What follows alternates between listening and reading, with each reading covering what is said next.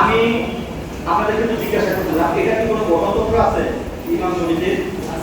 আচ্ছা, গঠনতন্ত্রে অবশ্যই একটা সমিতির লক্ষ্য উদ্দেশ্য আছে, ঠিক না? এবং তাদের যে কার্যক্রম সেটারও তো অবশ্যই একটা নিয়ম কারণ আছে, যে এটার উদ্দেশ্য কি, লক্ষ্য কি, এবং এটা তারা কতটুকু পর্যন্ত কাজ করবে, ঠিক না?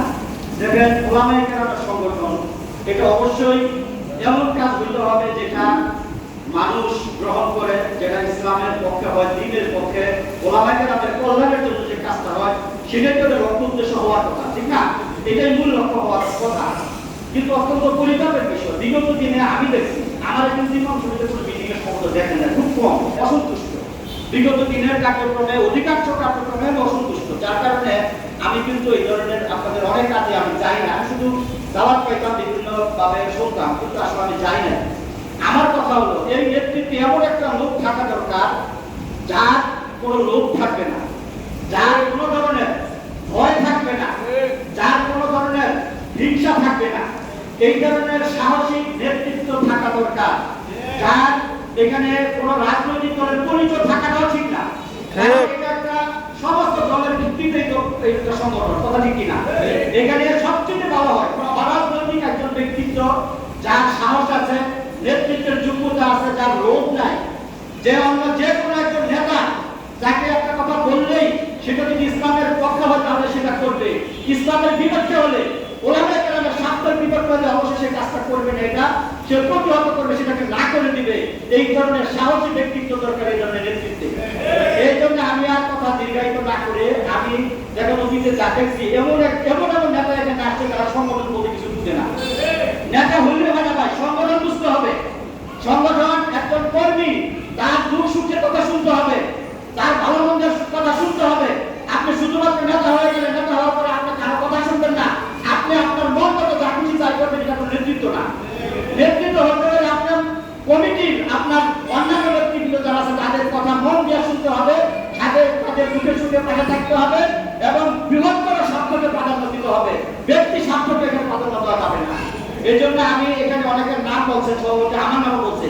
প্রথমত আপনি জানেন আমি রাজনীতি করি, আমি নির্বাচন করছি বিগত দিনে, এই সংগঠনের সভাপতি আমি, এক নম্বর আমি বাদ, বুঝছেন না? এখানে আমার প্রথমে আমি বাদ, এরপর এখানে আমাদের মিয়াজি ভাই কথা আসছে, সেম উনিও একটা সংগঠন করেন এবং আপনি জানেন একটা সরকারি চাকরি করেন, ওনারও সমস্যা আছে। এরপরে আমাদের নোমানি ভাই, ওনারও একটা মসজিদের ইমাম, এই ইমাম হিসাবে কিন্তু সব দলের লোকরা তার কাছে নামাজ পড়ে, ঠিক না? উনি যে কোনো একটা ইসলামের পক্ষে যদি উদ্যোগ নিতে চায়, দেখা যাবে যদি কোনো দলের সামনে উপর আঘাত আসে, সে কাজটা করতে পারবে না, তাকে বাধা দিতে। এরপরে আমাদের গোলাম মোল্লা ভাই, উনি তো আল্লাহ সংগঠন বুঝে না, ওনার জন্য সভাপতি বানাই দিবেন, দেখবেন যে ওনাদের মানে যেদিকে দৃষ্টি সেদিকে ছাতা, উনি এগুলি আসলে বুঝে না, পারবে না। সুতরাং আমি মনে করি আমরা আমাদের যাদের নাম বলা হয়েছে, আমার মনে হয় না আমাদের আসলে সংগঠন সভাপতি হওয়ার মতো যোগ্যতা আছে, কিন্তু আসলে আমাদের পরিস্থিতির মধ্যে আমরা নাই, দেখা যাচ্ছে একটা পরিস্থিতিতে আমরা আছি। এই জন্য আমি মনে করি যেখানে আমাদের গাজীপুর অত্যন্ত আমি মনে করি গৌরব, সারা বাংলাদেশের অত্যন্ত সুপরিচিত, এবং বিগত দিনে রাজপথের লড়াকু সৈনিক হিসেবে আমরা দেখেছি আমাদের আব্দুল রহিমান মাদানী ভাই। ওনাকে ওনাকে একটা টেস্ট করতে পারি কিনা, আমরা একটা দেখতে পারি, কারণ এই কমিটি তো আজীবন হবে না। আজীবনের জন্য কয় বছরের জন্য? 3 বছরের জন্য কমিটি। সুতরাং আমরা যদি ওনাকে দায়িত্ব দেই, উনি যদি দায়িত্ব পান, উনি যদি ভালো করেন, উনি যদি এই সংগঠনের গঠনতন্ত্র, এখানে সংগঠনের আমাদের যারা নেতৃত্ব আছে তাদের সকলের সাথে পরামর্শ করে কাজ করেন, সবার কথা শুনেন এবং সুখে দুঃখে যদি পাশে থাকেন, আমরা আশা করি ভবিষ্যতে সেটা হবেন। কিন্তু উনি যদি নেতা হইয়া এখানে ওনার মন মতো কাজ করেন এবং কারো এখানে মুরব্বীদের মশলার কাজ করেন, এবং কোনো একজন যে কোনো যারা যখন ক্ষমতা থাকবে তাদের নেতার পিছনে দৌড়াবে, তার স্বার্থ সে দেখবে, এই কারণে যদি করেন তাহলে আমরা আরো প্রত্যাখ্যান করবো, কথা কিনা? এই জন্য আমি আজকে আমার প্রস্তাব আমার ব্যক্তিগত পক্ষ থেকে যে আব্দুর রহিমান মাদানী আগামী 3 বছরের জন্য তাকে আমরা সভাপতি বানাইতে পারি এবং তাকে আমরা চেষ্টা করতে পারি গাজীপুর ইমাম সমিতি মহানগরে। ইনশাআল্লাহ যদি আপনারা সকলে রাজি হন, তাহলে আমরা এই বিষয়টা আমরা রহিম ভাইকে আমরা ইনশাআল্লাহ আগামী পারি। আপনারা রাজি আছেন কিনা? আছি ইনশাআল্লাহ। আমাদের ভাই যাদের প্রস্তাব করা হয়েছিল, নোমান ভাই, আমাদের মিয়াজি ভাই, গোলাম ভাই, আমাদের গাজী ভাই, আমরা তাহলে মোটামুটি আমরা ভিতরে তো হবে না, আপনি সমর্থন করলাম। গাজীপুরের অনেক সিনিয়র মানুষ, আমার বিশ্বাস আব্বাসি ভাই আছে, ওনারা আছে, বিনয় ওনারা যদি থাকে, আমি আরেকটা অনুরোধ করবো, একটা উপদেষ্টা কমিটি করেন। এখানে মাসুদুল করিম ভাই, আলমগীর সাহেব, আমি আছি, এখানে গোলাম আলম ভাই, এখানে যারা মুরব্বী গাজীপুরের, তাদেরকে দিয়ে একটা মজবুত উপদেষ্টা কমিটি করেন। এবং আমি অনুরোধ করবো, যে কোনো কাজ করবে একটা মুরব্বীদের সাথে উপদেষ্টার সাথে পরামর্শ করে তারপর কাজ করবেন। ওই নিজেরা পরামর্শ করে নিজেরা যা খুশি তাই করবেন, এটা গাজীপুরের সামনে চলতে দেওয়া হবে না।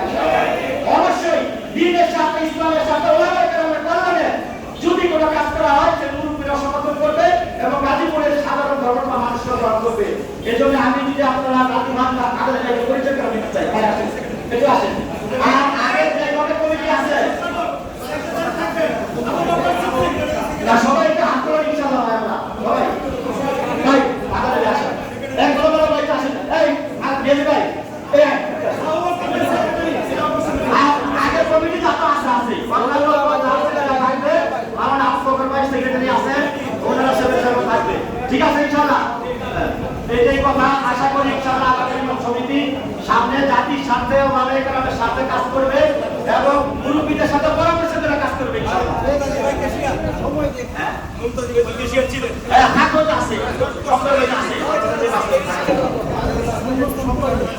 আর আমি বাঙালি ব্যাংকটা অনুরোধ করবো, আপনি মাহফিল করেন ঠিক আছে, কিন্তু অবশ্যই এই সমিতির জন্য সময় দিতে হবে।